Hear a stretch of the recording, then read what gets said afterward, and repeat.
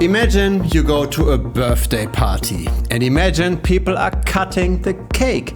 And now imagine there is a fat guy that's eating 70% of that cake. That's pretty much what's going on in the stablecoin market right now. 70% of all of stablecoins are in Tether. Now, I've made a lot of videos on Tether on this channel. And yes, to be totally clear, I'm not a fan of that stablecoin. Some people speculated that a lot of the backing of Tether was in corporate bonds. For example, in Evergrande, property developer Evergrande, that completely went bust. But against all red flags, let's give them the benefit of the doubt and say, okay, Tether bought solely long-term government bonds from the US. Now that would be terrible as well, because the prices of long-term government bonds went down massively. This is SPTL, a long-term government bonds ETF. Now the reason why bond prices went down is of course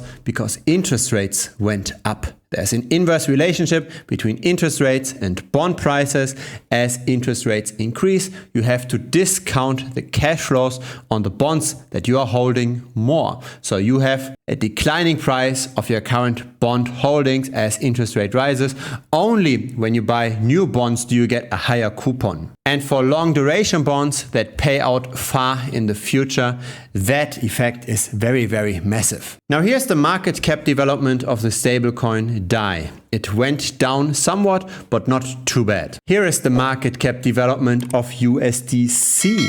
So the stablecoin issued by Coinbase and Circle. That went down much, much more. And here's the market cap development of Tether, where nobody knows what those holdings actually are. This barely went down. It's almost at an all-time high. Have a look at all of the stablecoin market caps combined. That's this orange line over here. This crashed massively with the Terra Luna collapse, then continued to go down. It went down and down and down. And only recently, in the last few months, we see a bit of a recovery. And it's probably climbing because of two reasons. The first reason being censorship. USDC is censored much more. You can potentially not withdraw your USDC if you use an anonymizer, a mixer such as Tornado Cash.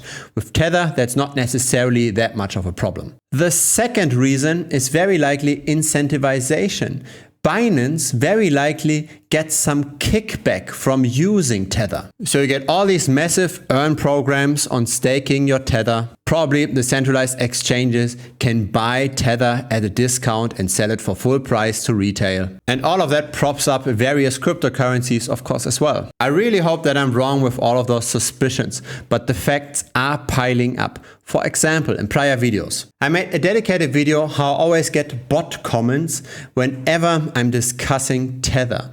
Comments that support Tether, that say Tether is great. Now I understand when you're buying a cryptocurrency that can go up in price, how you might want to support this in the comments. But here we're talking about a stablecoin. You have zero incentive to push up a stablecoin, to support a stablecoin. Feel free to check out that video. I link it directly afterwards. Feel free also to subscribe. I publish videos regularly. Last but not least, there's also a Telegram channel. Link is down below.